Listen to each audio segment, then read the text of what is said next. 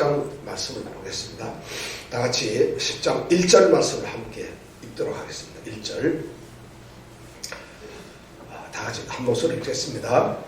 노아의 아들 셈과 함과 야벳의 후예는 이러하니라. 홍수 후에 그들이 아들들을 낳았으니. 자, 이 세상에 지금 나라가 한 200개 넘죠. 한 220개 이렇게 된다는데 그 나라들이 어떻게 생겼을까? 그 해답이 바로 이 10장 1절에 나와 있습니다. 이 세상에 있는 모든 나라들, 민족들 이렇게 전 세계가 흩어져 있잖아요. 그런데 그 사람들을 누가 만드셨는가? 바로 10장 1절에 보면 하나님께서는 그들이 노아와 노아의 세 아들의 후손들이라는 거죠.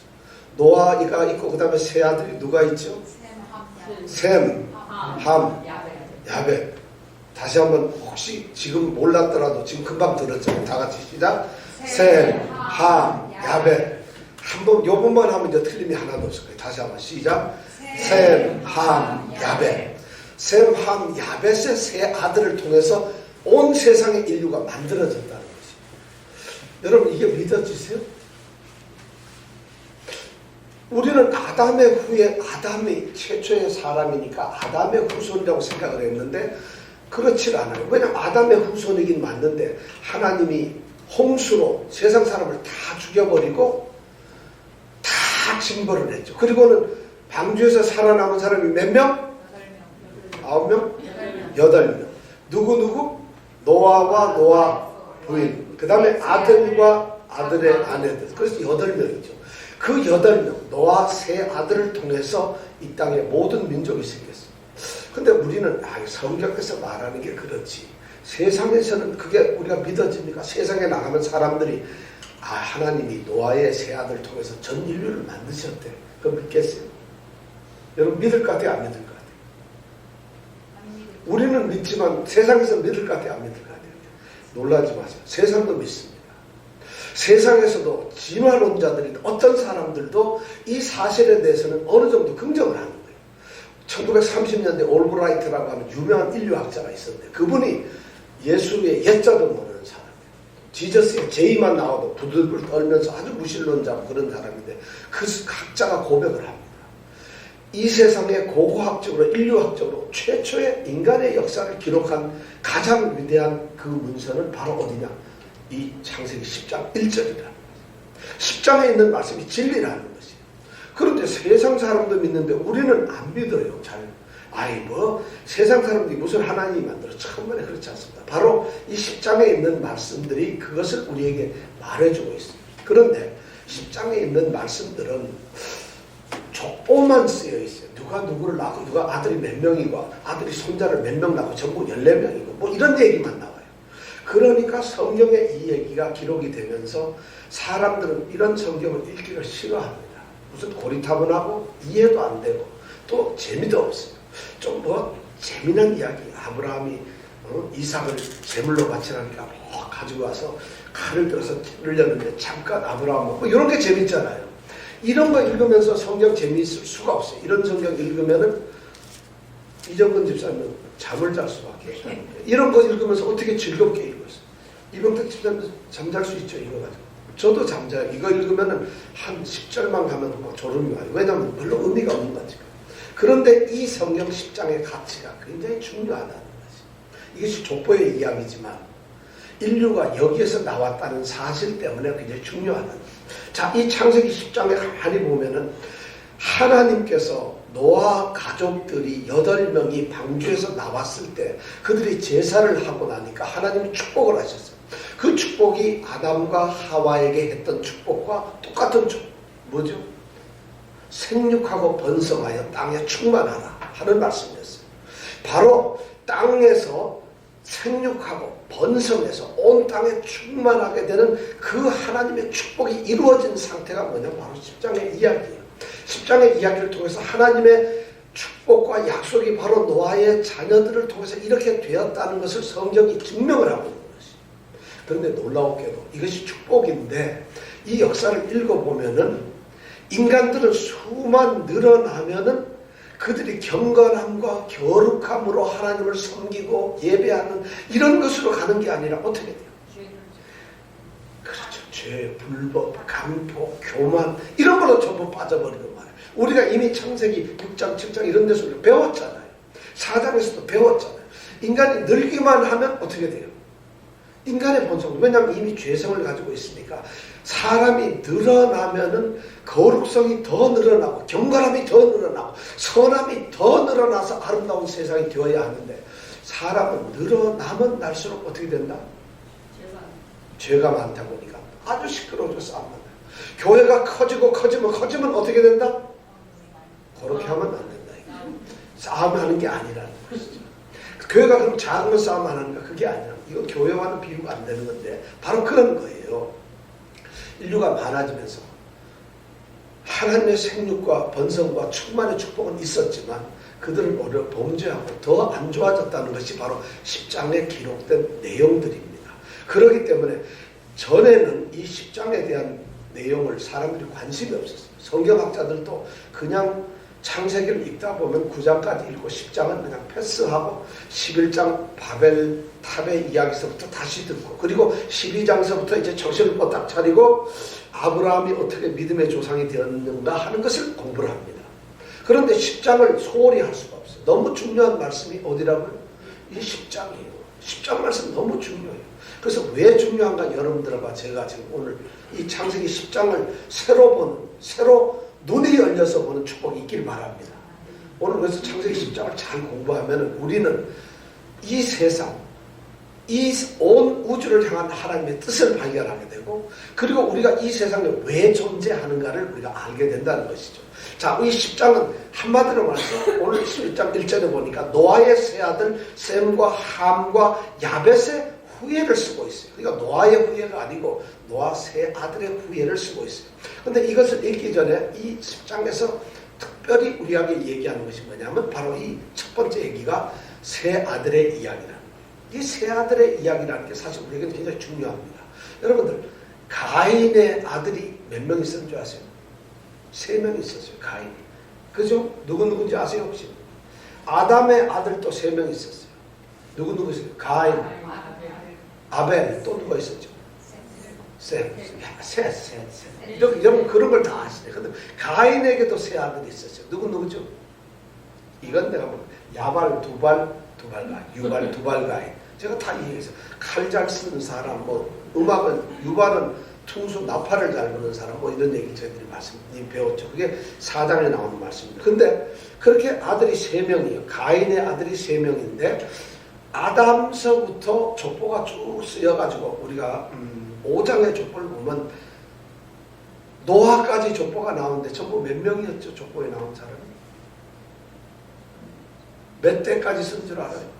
우리가 그거를 지난번 조사해보자 그러니까 안 했기 때문에 그런 거예요. 야가 가지고 인터넷에서 살짝 보고 이정근 집사님이 올려주면서 좋다고 발견했다. 그러니까 공부가 안 되는 거예요. 이걸 왜 쓰라고 하는 이유는 자기가 한번 써보면서 이래야만 기억이 나요. 얕게 공부한 사람은 오래 가지 못합니다. 무식하게 공부한 사람은 적어도 오래 가거든요. 근데 10대를 쓰고 있어요. 아담서부터 노아까지가 10대에 걸쳐서 되어 있어요. 가인의 아들이 3명, 아담의 아들이 3명 그러고 되고 아담서부터 노아가 10대예요. 자, 그런데 마지막 노아에 가서는 노아가 아들이 몇 명 있죠 지금? 또 3아들이 있어요. 세 아들이 있어요. 그리고 창세기 이제 11장에 가면은 노아서부터 아브라함까지 또 족보가 나와요. 이게 전부 몇 개인가? 10대까지 있어요. 야, 성경은 세 아들? 어떻게 세 아들만 있었을까? 그렇게. 근데 성경은 진짜 세 아들만 있어요. 그리고 10대까지 이렇게 족보를 기록하라고 했어요. 그 다음에 놀라운 것은 마지막 기록되어 있는 이 데라라고 하는 노아서부터 데라, 아브라함의 아버지죠. 데라의 아들들이 또 3명이 나와요. 아브라함, 나홀, 그 다음에 누구죠? 홀. 이렇게 3명이 나오죠. 하란, 이렇게 3명이 나오는데 역시 아들이 3명씩 나온다는 거죠. 이것이 성경에서 보면은 하나님의 이 특별한 가문에는 아들을 3명 낳는구나. 이런 것을 우리가 알 필요가 있어요. 그런데 공교롭게도 하나님께서는 그러한 일을 만들어 가신다. 그래서 이 이야기도 10장에 나오는 이야기도 노아의 세 아들인 셈, 함, 야벳에 대한 이야기를 기록하고 있다. 이게 여러분들이 기억을 해 두셔야 되고, 그러니까 인류의 역사는 누구로부터 기록되었다? 인류의 모든 민족은 셈, 함, 야벳으로부터 되었구나. 이걸 기억해야 돼요. 그럼 우리가 셈족이 될까, 함족이 될까, 야벳족이 될까? 이게 궁금하잖아요. 이제 그걸 우리가 한번 찾아보자. 두 번째, 이 족보에 10장에 기록된 족보에 기록된 인물들이 많이 나오는데 그 사람들의 인물들은 족보에 있는 사람이라고 해서 태어났다고 해서 그 사람 이름을 다 쓰는 것이 아니라 특별하게 필요에 의해서 의도적으로 하나님께서 선택을 하셔서 기록을 하고 있다는 것이에요. 그러니까 누가 아들 낳았다고 해서 아들이 6남매를 낳았다 해서 6남매 이름을 다 쓰는 게 아니라 특별하게 1명, 2명만 쓴다는 거예요. 그리고 그 중에서도 매일 1명만 가지고 그 족보를 계속 써나가는 이런 방법을 쓰고 있다는 것이죠. 왜냐하면 이 기록은 가족사에 대한 완전한 기록을 하기 위한 것이 아니라 하나님께서 예수님의 이 족보 계열을 소위 구속사의 그 족보 계열을 만들기 위해서 의도적으로 만드는 것이라는 것이죠. 그래서 보면 기록이 보면 야벳, 함, 그 다음에 셈의 순서로 기록이 되어 있습니다. 근데 아들 이야기를 할 때는 셈, 함, 야벳 이렇게 되어 있는데 족보를 쓸 때는 거꾸로 야벳, 함, 셈 이렇게 기록이 되어 있어요. 그러니까 셈이 제일 큰 형인 것 같아요. 그 다음에 야벳이 둘째고 함이 제일 막내 같은데 기록은 야벳서부터 기록, 제일 막내서부터 기록을 하는 거예요. 그리고 마지막에 누가 기록되어 있다? 셈에 대해서 기록하고 있다. 이 얘기는 이 기록을 누가 했다는 얘기예요. 셈족에서 누가 했다는 거예요. 왜냐하면 다른 형제들의 걸 먼저 쓰고 자기 걸 써요. 근데 놀랍게도 보면은 이 야벳의 여기 오늘 우리가 족보를 좀 볼 텐데 족보에 보면은 야벳 족속의 사람 이름이 몇 명이 나오는가? 여러분 지난주에 제가 틀림없이 한번 읽어보고 조사하라고 그랬죠. 하신 분 한번 손 내려보세요. 아 전부 다 했구나. 안 하신 분 손 들어보세요. 안 하신 분 없죠? 다 하셨죠? 야벳의 가족 후손들은 14명이 기록되어 있어요. 여기에 14명. 그런데 야벳에게는 아들이 몇 명이냐면 7명이 있는데 7명 중에서 특별히 2명의 후손만 더 세가지고 거기 손자가 7명 합해가지고 14명의 후손을 기록하고 있습니다. 야벳은 몇 명이 기록되어 있다? 14명이 기록되어 있다. 야벳에게는. 그 다음에 함에게는 그 후손들이 30명이 기록되어 있어요. 30명. 함에게는 몇 명? 이거는 우리가 기억을 해야 돼요. 그 다음에 셈족에게는 셈의 후에는 몇 명이 기록되어 있냐? 26명이 기록되어 있어요. 그럼 이명택 집사님 전부 몇 명이죠?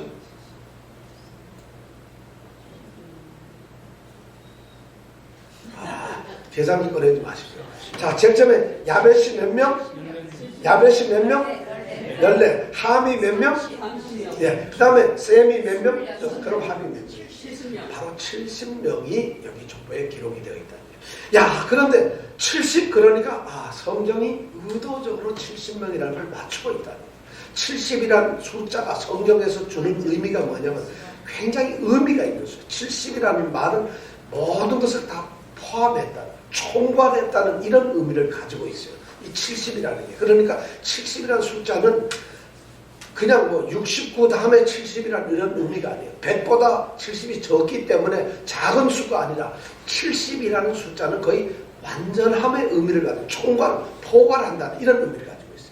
그래서 성경에 보면은 그런 게 있어요. 요셉이 애굽에 팔려가고 그 다음에 야곱이 자기 아들들하고 같이 요셉이 사는 애굽 땅으로 갑니다. 그때 내려갔던 사람이 전부 몇 명인가? 70명이에요. 야, 그런 족보가. 이스라엘 백성들이 출애굽을 하면서 각 지파별로 장로를 세우는데, 왜냐하면 민족의 대표자가 있어야 되니까. 그 대표자가 몇 명이냐? 70. 또 70이라는 숫자 그렇게 명해요. 또 뭐 어떤 게 있을까? 70 하면 나중에 신약 시대에 오면은 예수님을 박해를 많이 하는 그 사내들이 사도행전 3장에 보면 요한과 베드로가 붙잡혀가는 곳이 사내들인데, 사내들이는 이스라엘 민족들의 공동체의 지도 체제인데 그 사내들인의 구성원이 몇 명? 70명.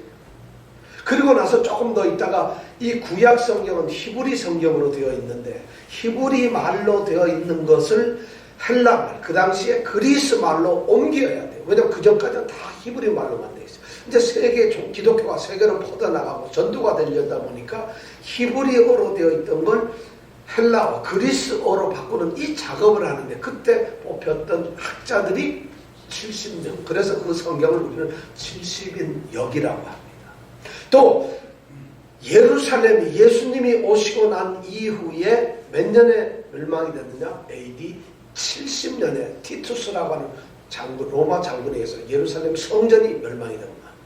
그래서 완전히 성전이 오늘날, 그러니까 오늘날 성전은 그 성전이 없다는 얘기죠. 다 예수님께서 그렇게 왔다 갔다 하시던 그 성전이 우리는 볼 수가 없어요. 왜냐하면 AD 70년에 티투스에 의해서 완전히 멸망이 됐거든요. 그러니까 주님이 말씀하는 돌 위에 돌 하나도 얹어지지 않을 것이다. 철저하게 부서지고 이 70이라는 숫자를 의도적으로 맞추었다는 것이죠. 그래서 신명기 32장 7절 8절에 보면은 모세가 이야기를 하기를 세상의 인종을 나눌 때에 이스라엘 백성의 수요로 나누었다 이런 말을 해요.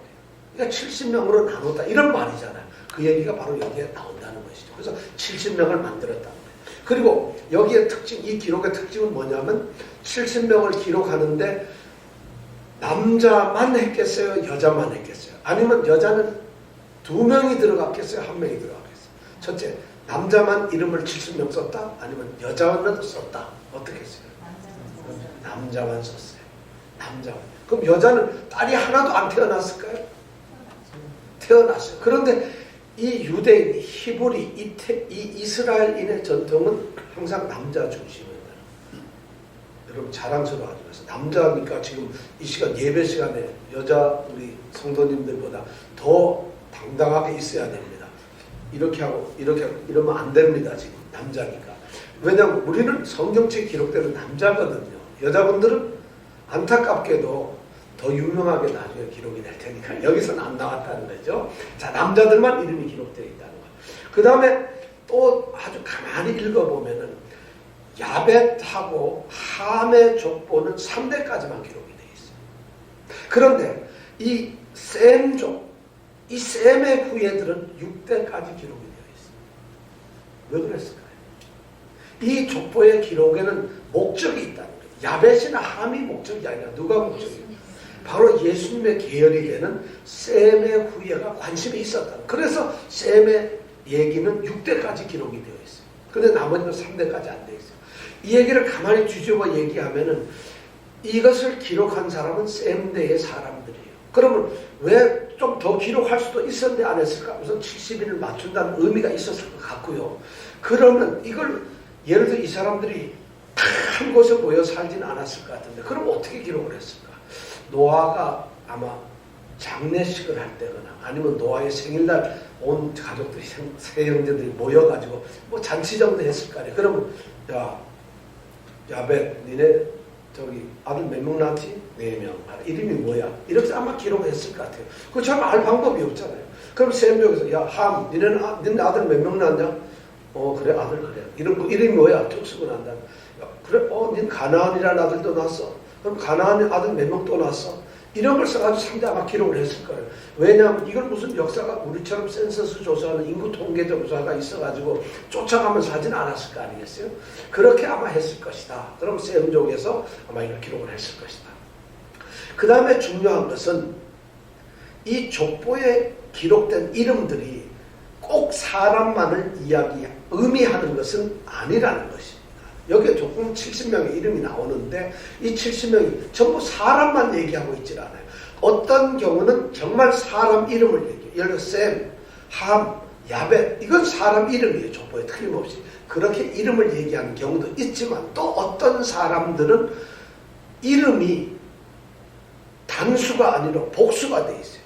예를 들어서 뭐 장윤정 그러면 장윤정들 이렇게 돼 있다. 그럼 그 사람이 뭐 들이라는 게 뭐예요? 이름이 하나인데 이건 뭐냐면 자기는 어떤 부족을 말하는 거죠. 그래서 어떤 그런 좀 뭐 집합체로 되는 가족, 부족 이런 것을 또 나타낸다는 거예요. 그런 것이 한 10명 정도가 그렇게 돼 있어요. 또 어떤 사람들은 이 히브리 말에 어떤 종족, 인종, 지파를 이야기하는 그런 전미사가 있는데 그걸 쓰는 게 있어요. 그것도 또한 10명 정도 그렇게 쓰여 있어요. 예를 들면 여기에 보면 바델, 에렉, 아까 뭐 이런 사람들이 쭉 나오는데 그런 사람도 없고 또 나중에 어떤 사람 보면 지역을 나타내는 이름을 가진 것도 있어요. 예를 들어서 시돈, 메색 이런 말은 사람 이름이 아니라 어떤 지역이에요. 근데 실제로 그것은 이름이자 곧 지역이라는 거예요. 예를 들어서 가나안, 여러분 가나안은 어때요? 가나안은 사람 이름이죠. 가나안이라고 네 번째 아들인데 그러면서도 가나안은 뭘 얘기해요?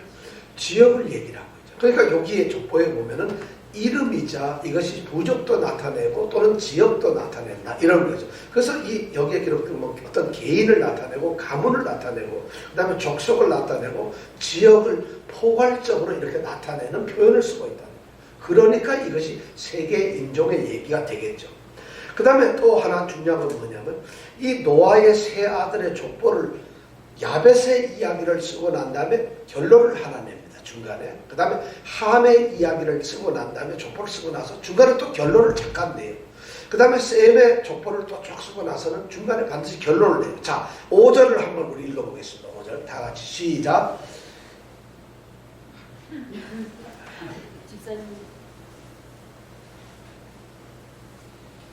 자, 5절 다 같이 읽어보겠습니다. 시작.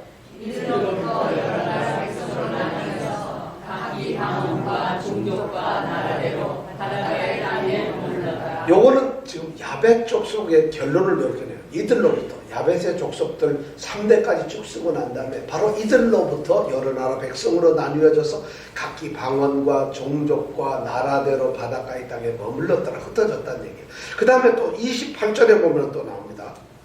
20절에 볼까요?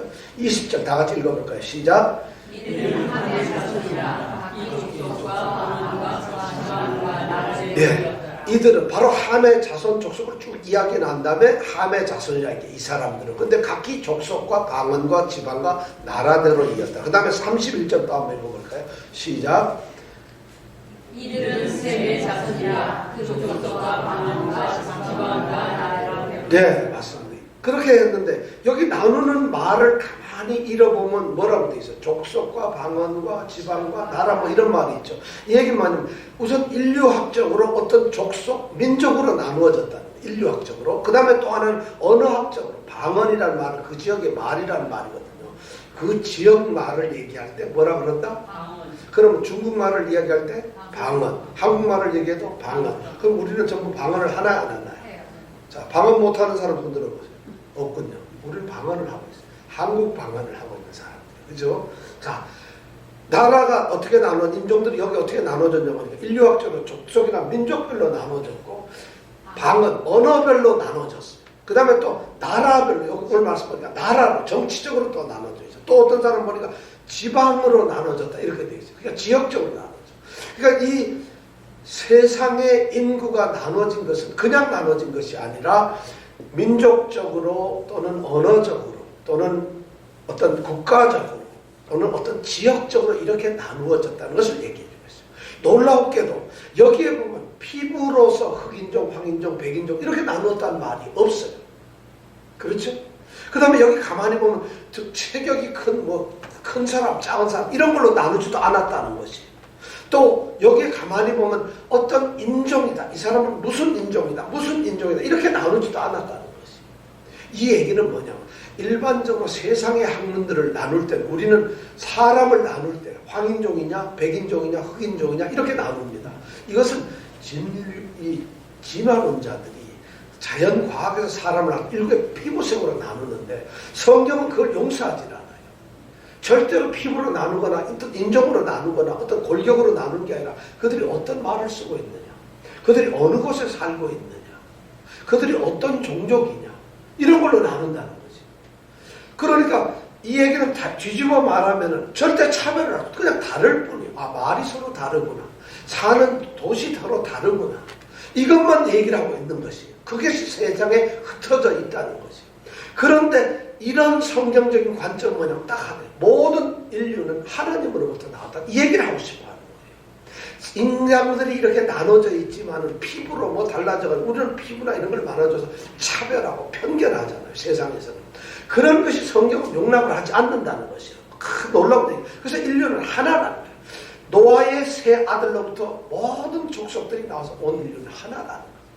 우리 인류는 전부 형제라는 거예요. 그러니까 평창올림픽에서 여러 나라가 다투어도 그들은 뭐예요? 형제끼리 선의의 경쟁을 하는 거지. 그냥 정말 우리가 밥을 누가 빨리 먹나 이런 거 시작하는 것처럼 저 사람들이 지금 누가 더 잘 빨리 다니나 누가 더 기록을 내느냐는 어떻게 보면 이건 경쟁하고 싸워서 무슨 뭐 대결을 하는 게 아니라는 거예요. 왜냐면 올림픽의 정신이 그거잖아요. 누가 더 그 사이에 자기가 갈고 닦았던 것을 최선을 다하느냐 이런 경기라는 거죠. 그 경기가 그러니까 우리가 말하는 컴피티션이 아니라는 것이에요. 모든 인류는 종족이 하나라는 것을 이야기하고 싶어 하는 거예요. 근데 종족의 끝에 올라가면은 제일 끝에는 하나님이 계세요. 하나님이 우리 사람들을 하나로 만들어 놓으셨어요. 그런데 나라가 흩어졌다. 아 진짜 성경에 기록되어 있는 게 정말 나라가 흩어진 건가? 그건 우리가 그 다음에 보겠습니다. 그 다음에 이 족보의 가만 내용을 보면 하나님께서는 특별한 선택을 하시고 계신다는 거예요. 하나님은 그렇게 많은 종족을 만들어 주셨지만은 그 종족을 전부 다 사랑을 하십니다. 그걸 우리는 보편적 은혜라고 그래요. 일반 은총이라고 해서 예수를 안 믿어도 그 사람들에게 햇빛을 비춰주고 바람도 불어주고 비도 오게 해주고 그들이 직업을 가지고 일을 하면 돈도 벌게 해주고 그들이 기술을 가지고 의사도 되고 변호사도 되고 정치도 하게 하고 돈도 많이 벌어서 재벌도 되게 하고 예수를 안 믿어도 하나님께서는 그들에게 축복을 내리신다. 그게 뭐냐면 하나님께서는 일반적으로 모든 사람을 사랑하신다는 거예요. 그런데 특별히 사랑하는 사람이 있다는 것이죠. 그 사람들이 있다. 그게 누굴까요? 하나님이 택하신 바로 여기 계시는 우리 장윤정 양을 비롯해서 모두 다라는 거예요. 이런 사람들은 하나님이 특별한 은혜를 주시는 사람으로 뽑아놓은 사람, 선택받은 사람들. 바로 이 10장의 기록은 선택된 사람들, 셈족을 중심으로서 기록을 하고 그 셈의 족속들과 다른 사람들의 관계를 이렇게 앞으로 이 구속사가 성경 이 안에서 어떻게 이 뒤로 가면서 전개가 될 것인가를 기록을 해놓고 있다는 거죠. 그래서 아주 그것이 놀랍다고. 자, 아무나 기록을 하냐. 하나님께서는 아담에게는 세 아들이 있었지만 가인이나 아벨이 아닌 누구를 선택하죠? 셋을 선택하고 셋의 가문을 통해서 노아도 나오고 이렇게 하거든. 그런데 또 노아의 세 아들 중에서 함이나 야벳을 선택하는 누구를 선택해? 셈을 선택해서 또 셈의 족속을 나가요.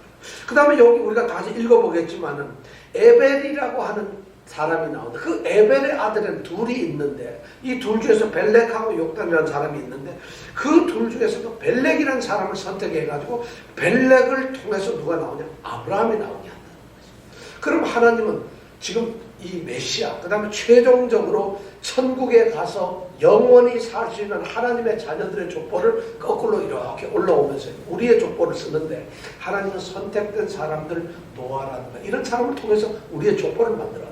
그럼 우리는 족보가 어디 소속이겠어요? 네? 우리는 아담에게 소속된 족보이자 노아이며 셋이며 셈이며 우리 그렇다는 거예요. 우리는 예수 믿는 사람들은 그렇다는 거예요. 선택된 자들이. 근데 우리 족보는 또 안동김 씨는 조상이 누구죠? 누구예요? 시조가 누구예요? 이거 모른다 얘기죠. 저 얘기는 모른다 얘기 아니겠어요? 정주채 씨는 누가 조상이죠? 네? 이것도 모른다는 얘기죠. 우리가 족보가 다 있어요. 그럼 저는 원영김 씨가 족보가 누구냐? 경순왕이 우리의 경순왕 7번째 아들인 김선이라고 하는 분이 저희 시조인데 그럼 경순왕 7번째 아들 김선은 그 위로 올라가면 누구? 경순왕이 있어. 경순왕은 또 올라가면 그게 무슨 왕이 또 있을 거 아니에요. 그죠? 그럼 족보 올라가다 나중에 신라의 첫 번째 향인 우리 김할지 선생이 나올 거고 왕이나 그거보다 한참 올라가면 당군이 나오는지 모르겠어요. 또 한참 가면 당군보다 전에 여기 나가다 보면 이쪽에 누가 나오겠어요? 누군가 나온다는 것이에요. 그러니까 우리는 이 족보를 기록하는 것은 바로 하나님의 선택이라는 거예요. 그러니까 여러분들이 이 선택이라는 것을 잊지 말아야 된다는 것이에요.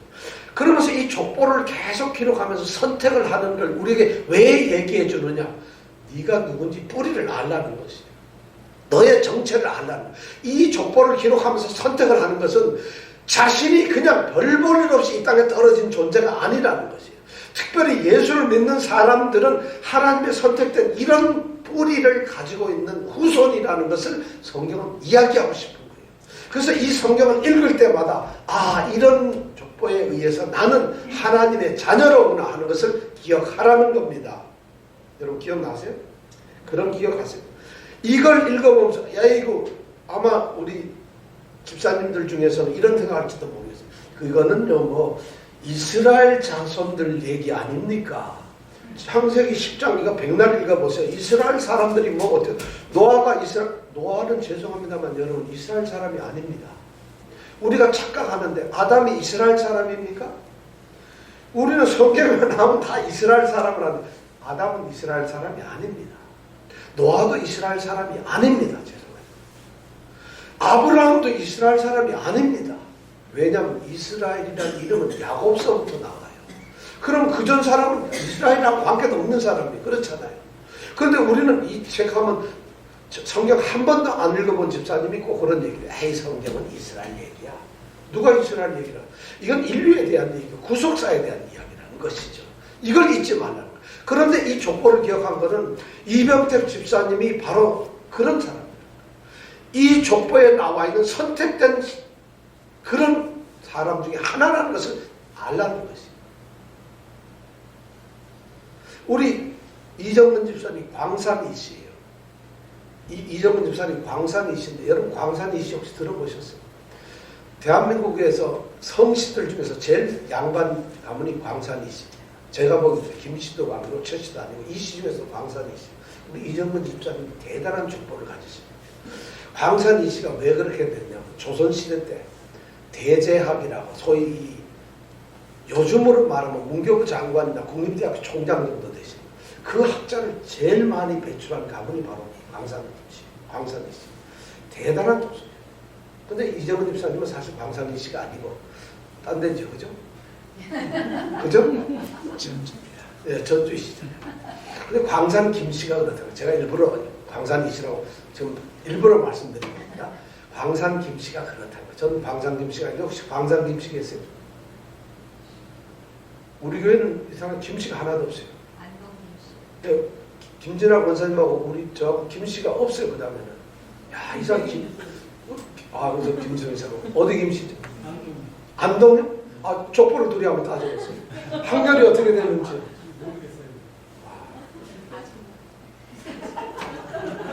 한번 족보를 따져보겠어요. 돌림자를 알면 될 텐데. 자, 그래서 이 족보를 쓴다는 뭐냐면 나는 뿌리가 누군가, 나는 누군가를 이 성경을 읽으면서 생각을 하라는 거예요. 그러니까 여러분 10장을 읽으면서 이름도 복잡해요, 어려워요 이 생각을 할 게 아니라 이 생각 기록을 하면서 나는 어떤 존재인가 기억을 하라는 거죠. 자, 그러면 우리 이제 족보에 대해서 좀 생각을 해보자고요.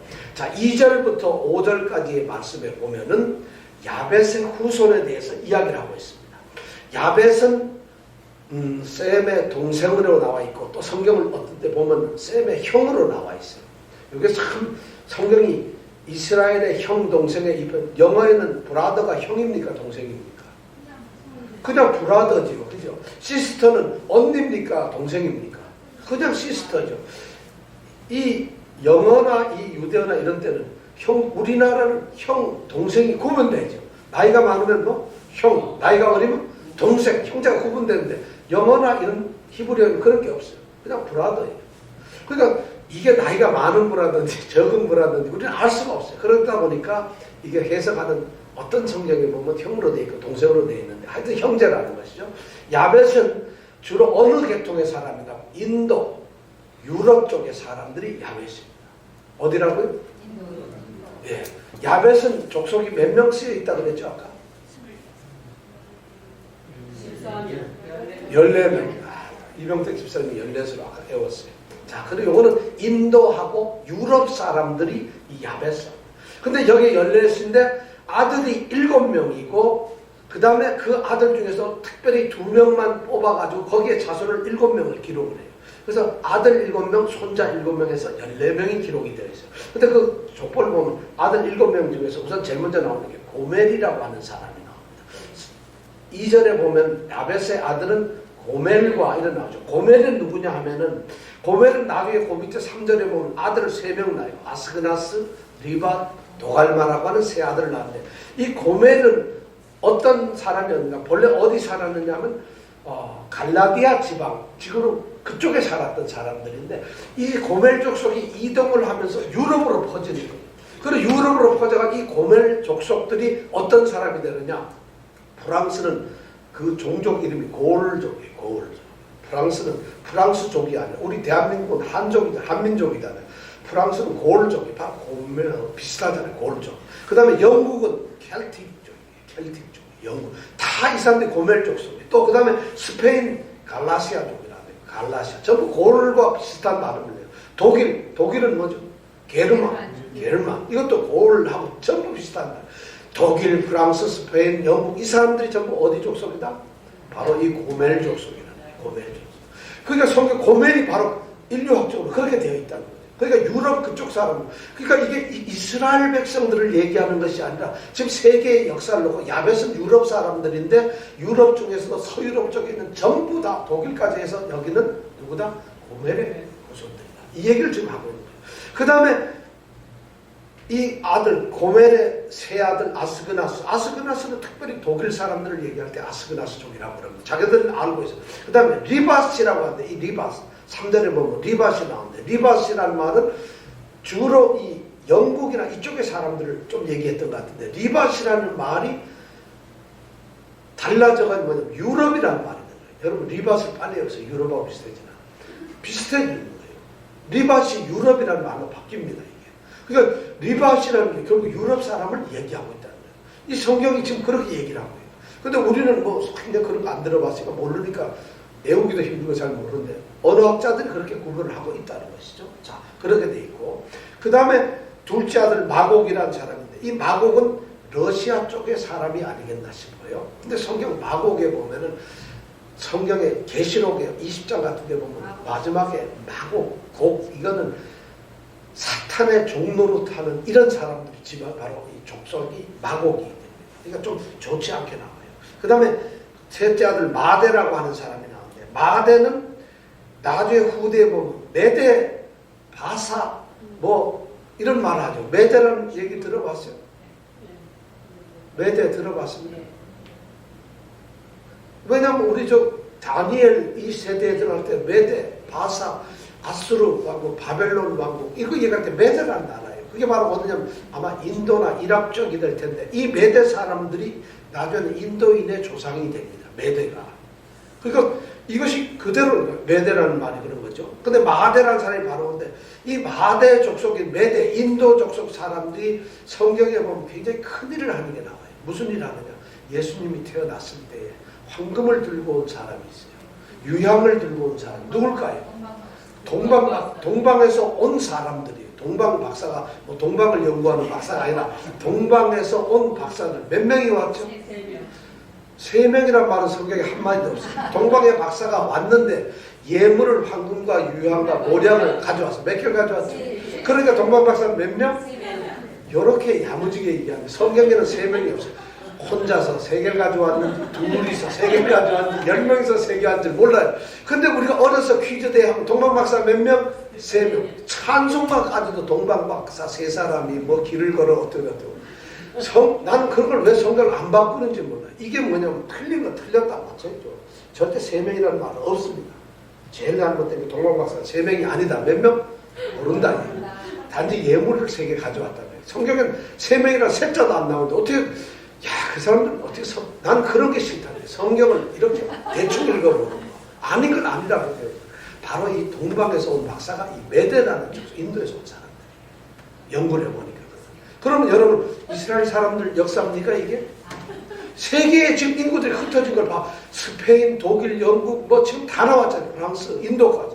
그 다음에 보면 야완이라고, 네 번째 보면 누가 나와있죠? 아들 이름이? 자, 2절에 보면 야벳의 아들은 고멜, 마고, 마대, 그 다음에 뭐예요? 두왈, 뭐 이런 소리 하지 말고 몇 번째 순서가 야완이 몇 번, 네 번째 아들이라는 거예요. 야완은 누굴까요? 야완이라는 말은 이오니아라는 말이에요. 이오니아족이라는 거예요. 이오니아족은 누굴까요? 그리스 로마 사람들이에요. 야완족이에요, 그 사람. 야완. 비슷하잖아요. 이게 언어학적으로 해야 되는 거예요. 이오니아 족속, 야완 족속. 그러니까 야완이라는 사람들이 누구냐? 바로 이 그리스, 헬라 사람들이에요. 이게. 그래서 야완에 보면 아들들이 쭉 나오는데 그 아들들 이름이 4명이 나와요. 보면 엘리사, 4절에 보면 달시스, 깃딤, 도다림인데 이게 다 이제 동네 이름이 되죠. 엘리사는 사이프러스 섬을 얘기하고요. 달시스는 다시스예요. 다시스는 뭐죠? 아, 그렇죠. 스페인이죠. 누구?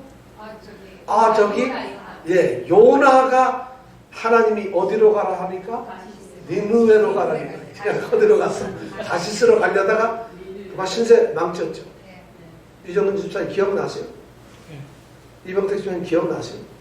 요나서를 우리가 공부를 했거든요. 완전히 전부 다. 근데 너무 오래돼가지고 장만치 4년 전이나 됐으니까 어떻게 기억하겠어요? 못하잖아. 근데 하여튼 이 달시스가 바로 거기를 얘기다. 자, 그 다음에 깃딤, 사이프러스 역시 도단, 깃딤이라고 하는 이거는 사도행전에도 나오는 이름이에요. 그러니까 전부 지중해에 있는 그리스, 로마, 이탈리, 그 아들 쪽에 있는 섬들 지방 이름들이 이렇게 나와요. 왜냐하면 이 아들들이라 누구의 아들? 야완의 아들이라. 실제로 우리가 그리스를 본토로 해서 떨어져 있는 섬들 이름을 이렇게 이름으로 얘기하고 있다. 족속을.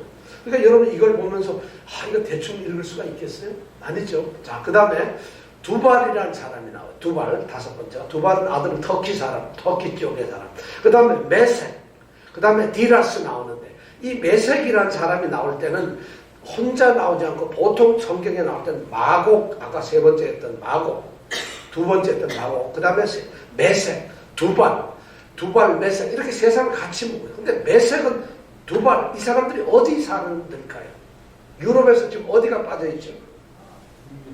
예? 어디가 빠졌어요? 유럽 중에? 이태리 내죠. 러시아가 빠졌어요. 이 메색이 바로 뭐냐면 러시아예요. 메색이라는 말은 모스크바다. 모스크바, 메색. 그렇잖아요. 메색이 바로 모스크바를 얘기하는 거예요. 메색, 모스코라는 얘기예요. 모스키. 그래서 이 두발, 메색 족속들이 본래 흑해 쪽에 살다가 북쪽으로 올라가서 러시아 민족을 이룹니다. 그 사람이 러시아죠. 자, 유럽 대충 다 들어왔죠, 거의 다. 그렇죠? 자, 이것이 바로는요, 야벳 족속의 사람들이라니. 야벳은 그러니까 인도 쪽하고 유럽을 얘기하는 것이다. 야벳 사람들은. 자, 여러분들 기억나네. 그 다음에 함 족속을 보겠습니다. 함 족속은 20절까지 나가는 것 같은데요. 6절에서부터.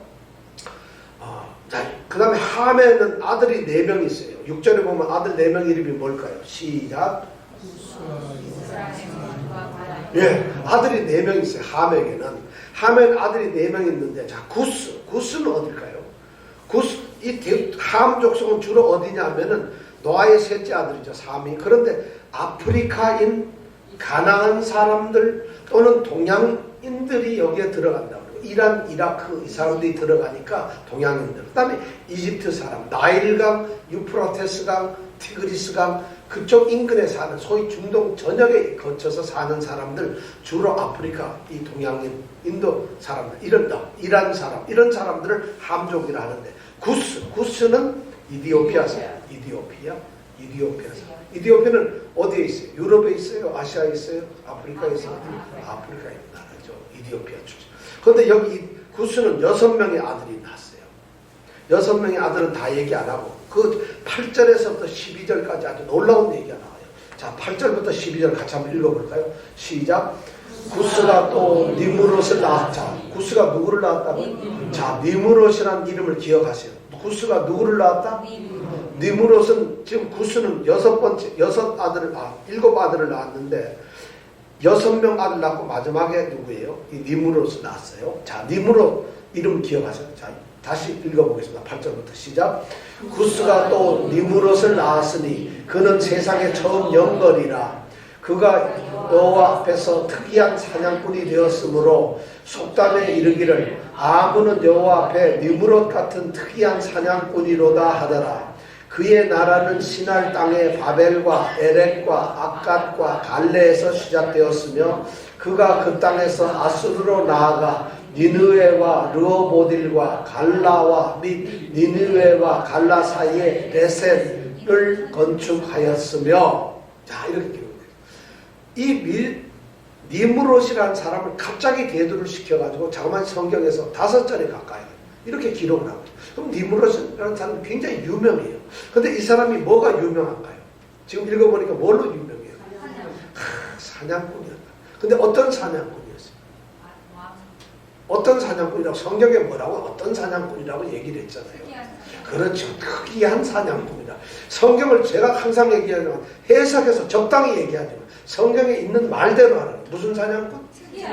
특이한이라는 말이 무슨 말일까요? 그것 때문에 내가 얘기해. 아주 특이가 아니라 특이란 건 난폭하다는 얘기. 아주 소문난 난폭한 사람이라 이런 말이에요. 성경에서. 근데 우리 번역을 특이한이라고 했거든요. 그러니까 번역이 이렇게 되니까 우리가 성경을 읽을 때 특별한 사람 이렇게 착각을 하는 거예요. 그러니까 특이한 아주 난폭한 사냥꾼. 사냥꾼이란 말은 전쟁을 잘했다는 거예요. 그 당시에 사냥을 한다는 거예요. 왜냐하면 큰 동물들이 막 사람을 죽이려 할 때 그걸 다 이기듯이 전쟁을 잘해요. 그래서 아주 난폭한 미치광이 전쟁광이라 하는 이런 말이에요. 특이한 사냥꾼이란 말이에요. 자, 누가 그렇다? 니므롯은 누구의 아들이다? 구스는 누구의 아들이다? 함은 누구의 아들이다? 야, 이 정도 되면 거의 준 박사, 족보학자들 정도 됐어요. 자, 니므롯인데 바로 그렇게 그러다 보니까 이 사람은 전쟁을 좋아하고 굉장히 최초의 그러니까 폭군이 되는 거예요. 이 니므롯이라는 사람이 최초의 폭군이 됩니다. 폭군이 되려면 혼자서 폭군은 안 되죠. 뭐를 만들었냐? 세계 최초의 제국을 만듭니다. 그 제국이 바로 뭐냐? 바벨론 제국. 누가 바벨론 제국을 만들었다? 니므롯. 바벨론 제국을 만들고 바벨론의 수도가 어디냐? 바로 바벨탑에 말하는 바벨이라고 합니다.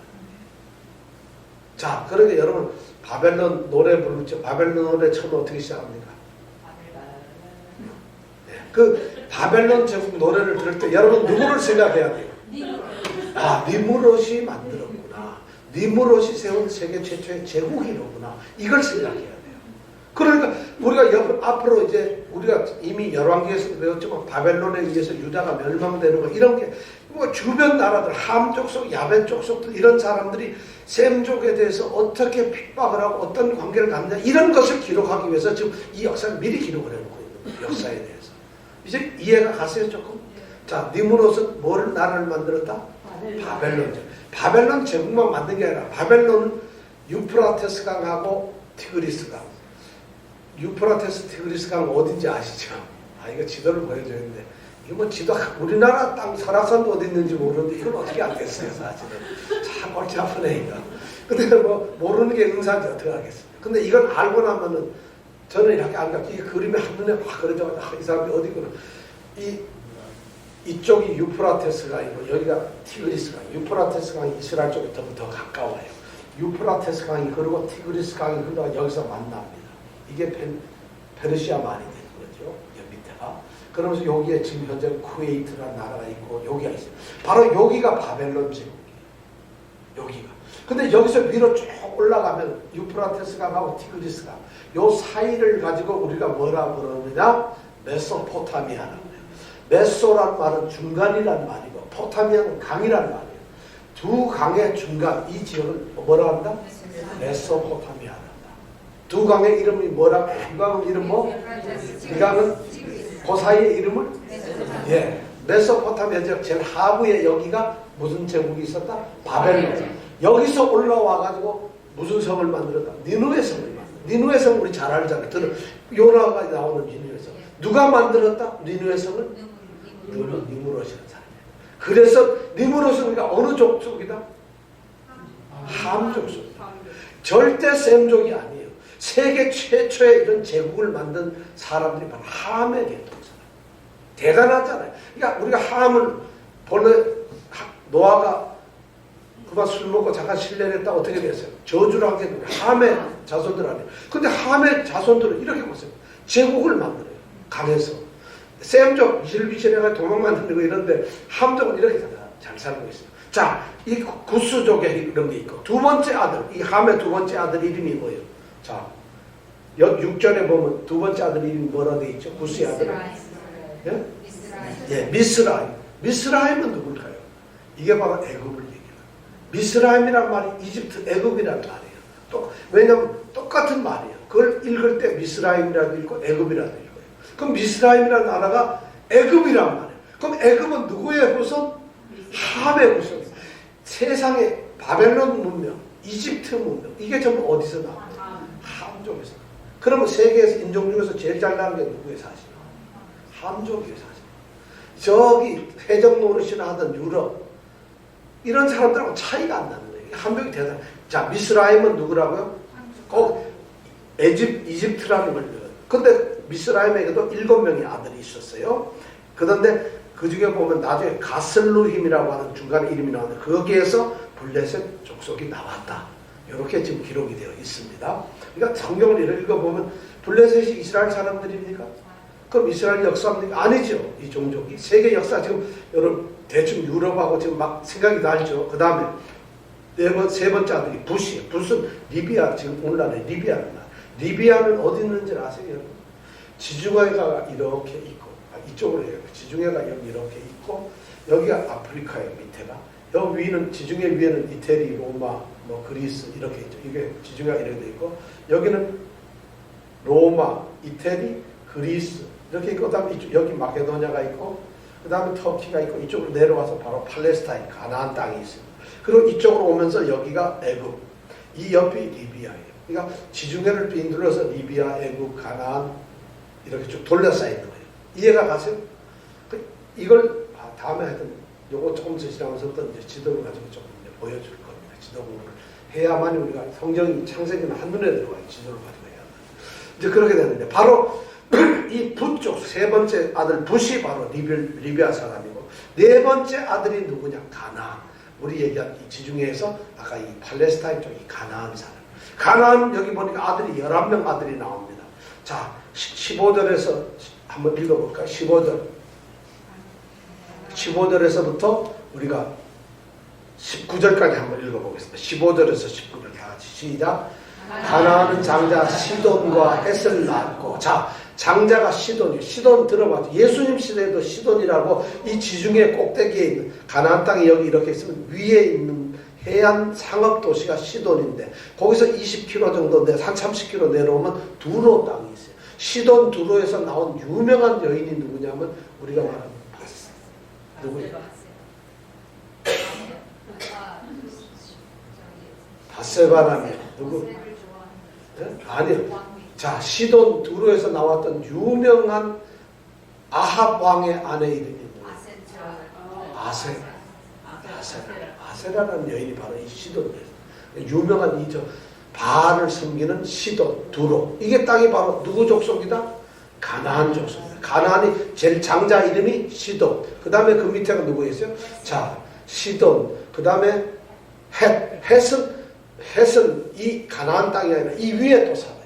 이 위에인데 헷은 거의 1000년 왕국을 이루는 대단한 그 당시에 최고의 어쩌면 로마 시대 전까지는 최고의 왕국 히타이트족이라고 해서 최고의 왕국을 가지고 있었어요. 대단한 족속이 이 가나안 족속도. 우습게 보지 마세요, 여러분. 그 다음에 아들이 그 다음에 누가 나왔죠? 예, 그 다음에 여부스. 여부스족은 어디까지? 가나안 땅의 이 족속의 여부스는 예루살렘에 살던 사람들이 여부스족이에요. 그러니까 지금도 다윗이 예루살렘을 공격해가지고 여부스 족속을 점령을 하고 거기에다가 다윗의 시온성을 만듭니다. 그때부터 예루살렘이 성지가 되는 거예요. 하나님이 예정한 땅이 바로 여부스 땅, 예루살렘 땅이에요. 여부스 족속을 가나안을 정복했는데도 여부스 족속은 정복을 안 했어요, 이 사람. 그러다가 다윗이 여부스 족을 정복을 하고 그 정복한 여부스 예루살렘 땅에다가 다윗 시온성을 짓죠. 그런데 그 여부스 땅, 예루살렘 땅에 바로 뭐가 있었냐? 아브라함이 아들을 데리고 제사를 지냈던 모리아 산이 바로 이 여부스에 있는 산이라. 지금 예수님이 십자가에 가신 그 골고다 산이 바로 어디냐? 바로 이 산이라는 거예요. 모리아 산이라는. 뭐 놀라지도 않고 아무것도 않는 것 같아요. 참 뭐 감이 안 잡혀서 그래. 하여튼 여부스족이라는 건 어디냐? 바로 예루살렘족. 그 다음에 또 무슨 족속이 나요? 아모리죠. 아모리 족속은 유대인들은 제일 꼭대기 이 가나안 땅에 제일 위에 뭐가 있다고 그랬죠? 어디서부터 어디까지? 단에서? 야, 이거는 우리 최공욱 집사님이 제일 잘해요. 단에서부터 부엘세바. 단에서부터 부엘세바를 쭉 내려가면서 산 등머리로 쭉 내려가면은 여기 뭐 세겜 지나고 그 다음에 여기 뭐야 예루살렘도 지나고 베들레헴도 지나고 그래가지고 부엘세바라고 하는 이 이 땅이 길이 있는데 이 산등성의 길을 우리는 족장의 도로를 하는데 이 족장의 도로를 따라서 산 정상에 살고 있던 족속들이 바로 아모리 족속이에요. 가나안 족속의 대표죠. 아모리 족속은 나중에 우리 누구예요? 다 전부 다 무찌르잖아요. 여호수아가 전부 다 점령을 해서 자 그렇게요. 그 다음에 가나안족, 그 다음 밑에 보면 뭐 족속이 많아요. 가나안 족속들이 전부 몇 명이라고 그랬죠? 저기 여호수아가 정복을 할 때 7족속 이름이 나와요. 근데 여기 11족속이 나오는데, 왜냐하면 여기 보면 시돈이나 이런 데, 이쪽이나 이런 데는 정복을 안 해요. 그리고 7족속이 나오는데, 이건 나중에 우리가 공부를 또 하면 되겠고요. 그래서 가나안 땅을 보니까 19절에 보면 가나안 족속은 시돈에서부터 시작해가지고, 시돈은 북쪽이죠. 그죠? 시돈은 아까 얘기한 북쪽에 있다 그랬죠. 그 다음에 밑으로 내려가가지고 그랄을 지나 가사까지 갔다. 19절에 보면. 가사는 블레셋 땅입니다. 지금 가사라는 게 가자 지구를 얘기하는 거잖아요. 가사. 그 가자 지구니까, 자, 시돈 북쪽에서 남쪽으로는 어디?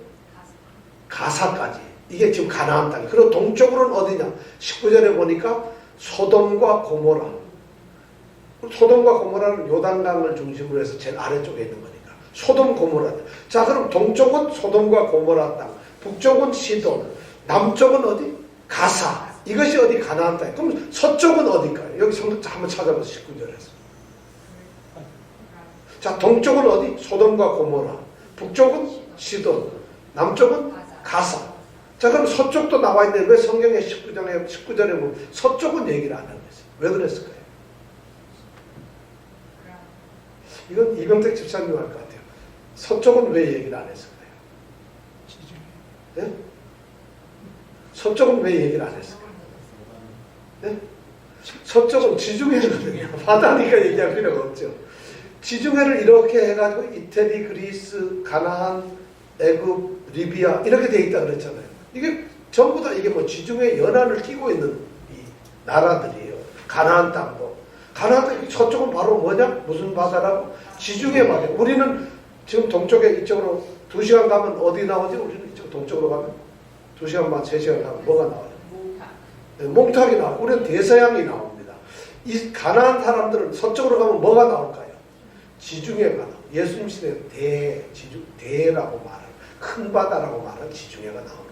그래서 서쪽 얘기는 안 하고 북쪽, 남쪽, 동쪽만 얘기해요. 서쪽은 얘기할 필요가 없으니까. 딴 얘기. 그래서 성경, 그래서 제가 읽어와야 된다는데 한 번도 읽은 사람들이 없어요, 사실. 참 은혜가 넘칩니다. 다행입니다. 근데 다음 11장 꼭 읽어오셔야 돼요. 왜냐하면 드디어 우리가 아는 아브라함이 등장을 하거든요. 여러분 생생하잖아요. 그런데 여기서 어떤 학자들은 그런 얘기를 해요. 17절에 보면 같이 읽어볼까요? 이것만 하면 돼요. 17절에 보면 같이 읽어볼까요? 시작. 히위 족속과 알가 족속과 신족속. 근데 이 신족속이 누구냐? 학자들 얘기, 이건 뭐 다는 아닌데 어떤 상당수의 학자들은 이 신족속이 누구냐? 중국인이라. 신족속. 딱 요걸만 보고. 왜 그럴까요? 중국을 영어로 얘기하면 시노라고 합니다. 그래서 중국하고 일본하고 전쟁을 시노 제페니스 워라고 합니다. 시노라고. 그죠? 그래야 안 그래요? 맞죠? 그래서 중국의 이 항공사를 캐세이라고 그러죠. 중국말을 캐세이라고 그래요. 그게 다 여기서 나온 말이에요. 더 재미난 것은 사이널라지라고 해서 중국학이라고 하는 학문이 있어요. 시노, 신. 요게 바로 중국을 나타내서 요게 중국 족속이다. 이렇게 뭐 연구를 하시는 분이 있는데 굉장히 의미가 있는 말이에요, 사실.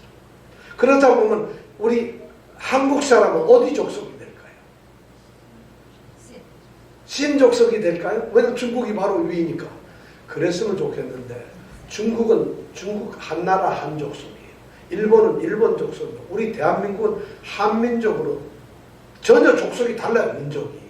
중국에서 올 수가 없고 일본에서 올 수가 없고 서로 아까 뭐라 했어? 지역적으로 민족적으로 나눠졌다 했잖아요. 그럼 우리는 민족은 중국 족속이 아니에요, 우리 한국 사람은. 일본 족속, 우리 족속은 뭐라 그러죠? 우리 한족이라고 그러죠. 한민족이라고 그래요. 왜냐면 중국 사람은 중국 한나라 한자 써가지고 한족이라고 그러고 우리는 한민족이에요. 그럼 우리는 실제로는 어느 족속이냐? 몽고 쪽에서 몽고어를 쓰는 몽고 사람들 가는 거예요. 그럼 몽고 쪽에서 왔다 그러면 중국하고 관계도 없는 사람. 그럼 우리 한국 사람은 누구의 족속일까? 그래서 어떤 학자들, 소위 우리 한국 계통의 한국 사람들은 이왕이면 셈족에 들어가고 싶어서 우리는 셈족이다 이렇게 우기는데 유럽 쪽의 대다수의 학자들은 한국 사람들은 동양인들은 함족속이다 이렇게 얘기해요. 근데 함족식인지 그건 우리 몰라요. 왜냐면 그 기록이 안 돼 있으니까. 그럼 성경에 우리 하나님한테 따지죠. 하나님 왜 우리 한국 사람들은 무슨 족이라고 어디 누가 갔다고 안 기록했으니까 따져야 될 거 아니겠어요. 근데 왜 안 기록했을까요? 맞아요. 굉장히 맞는 말. 특별한 거. 왜냐면 잊지를 않았으니까. 우리 한국 사람은 왜냐면 이 지금 10장을 기록한 이유가 뭐라 그랬죠? 구속사를 쓰기 위해서 셈족에 다시 말해서 아브라함을 위시한 그 이스라엘 그 족속들이 구속사를 어떻게 끌고 가고 있는가 그걸 지금 하기 위해서 그 사람들과 연관이 되어서 싸우고 방해하고 미워하고 가까이 지내고 정복당하고 이것을 기록하기 위해서 이 족속 이름 주변의 사람만 기록하는 거예요. 전 세계를 다 기록할 필요가 없는 거예요. 그러다 보니까 우리 한국은 이스라엘하고 싸운 적이 있나요? 가나안 땅 가본 적이 있나요? 한국에서? 그러니까 한국 쓸 필요 없는 거죠. 그래서 기록이 안 돼 있는 거예요. 사실. 그런데 우리는 그걸 가지고 이거는 가짜입니까? 우리가 안 기록되어 있어요. 그게 아니고 처음부터 제가 말씀드렸잖아요. 이건 구속사적으로 하나님이 선택해서 기록을 하는 거라고. 그런데 굳이 따진다면 몽고족이었을 테고 몽고족들은 무슨 족속이죠? 기마족이에요. 유목민들이에요. 이스라엘 이 히브리 민족이 바로 유목민족이에요. 히브리라는 말이 유목한다. 떠돌아다니는 사람들이라고. 그럼 우리는 어떤 족속일까요? 그럼 유목민족의 후손이면 우리는 누구겠어요? 히브리 족속일 가능성도 저는 있다고 생각을 합니다. 그럼 우리가 히브리 민족하고 똑같은 말이야? 여러분 히브리 민족 하면 자꾸만 여러분들은 이스라엘 사람으로 생각하는 게 잘못되어 있다는 거예요. 히브리 민족이라는 건 아브라함 대에 그 이상의 사람들을 보고 히브리 민족이라고 해요. 그 밑에 사람들은 히브리 사람이라는 말보다는 오히려 이스라엘 사람이라는 말을 더 쓰고 있다는 거예요. 이스라엘 야곱 이후에는 다 이스라엘 사람들이에요. 근데 그 전 사람들은 히브리 사람이라고 했어요. 왜냐하면 그러다 보니까 요르단, 암몬 이런 사람들이 전부 히브리 사람들이에요. 족속적으로. 우리 그거 이상한, 그 사람들이 왜 히브리야? 히브리 사람들이 족속적으로. 바로 인종적으로 우리는 어디냐? 아마 유목민의 계열이니까 히브리족이 아니겠냐. 히브리족은 어느 지역에 정착이 안 돼 있다가 떠돌이 다녔어요. 유목민이니까. 그러다가 유프라테스 강을 넘어가지고, 강을 넘어가지고 가나안 땅으로 온 거예요.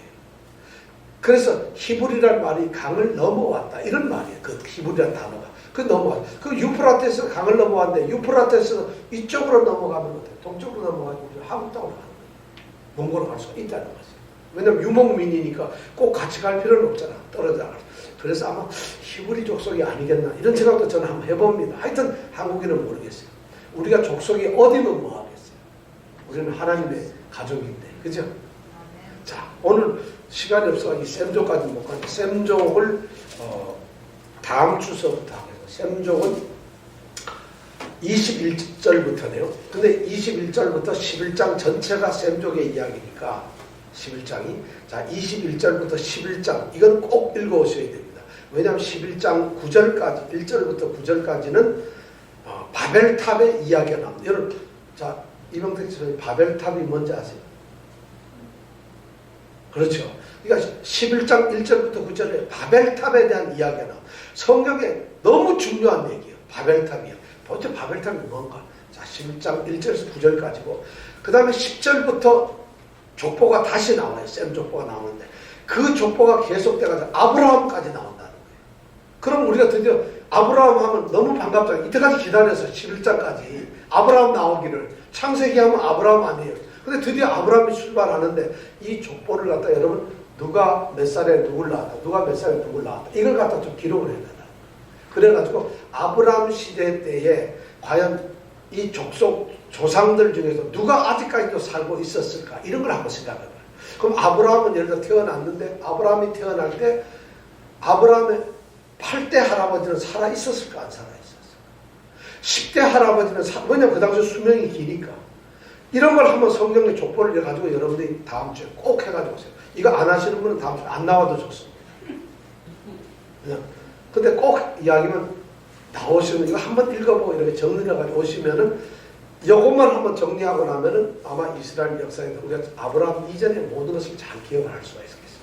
꼭 해오시겠습니까? 다시 해오시겠습니까? 대답해주세요. 다시 해오시겠습니까? 오은문 집사님 해오시겠어요? 한번 읽어보시겠어요? 읽어놓으시겠어요? 김태균 집사님 읽어놓으시겠죠? 네. 그것도 안 나올 거야 이러면 안 되고 읽어놓으세요. 꼭 그래서 이 11장 아까 10장 21절에서부터 해가지고 11장 말까지 마지막까지 꼭 읽어주시고 한번 대충 요약을 해보세요. 한 5줄 정도로 요약을 해보시면 다음 주에 제 말씀을 듣기가 훨씬 편해질 거예요. 특히 바벨탑 이야기는 여러분들이 한번 생각을 해보세요. 바벨탑 사건이 뭔가. 바벨탑 사건을 통해서 인류가 나눠지기 시작한 거예요. 실제로. 그리고 바벨탑을 통해서 뭐가 달라져요? 말이 언어가 달라져요. 자, 이런 사실을 이제 우리가 바벨탑 사건을 통해서 11장 1절에서부터 특히 더 읽어주시기 바랍니다. 오늘 여기까지 하고 기도하겠습니다.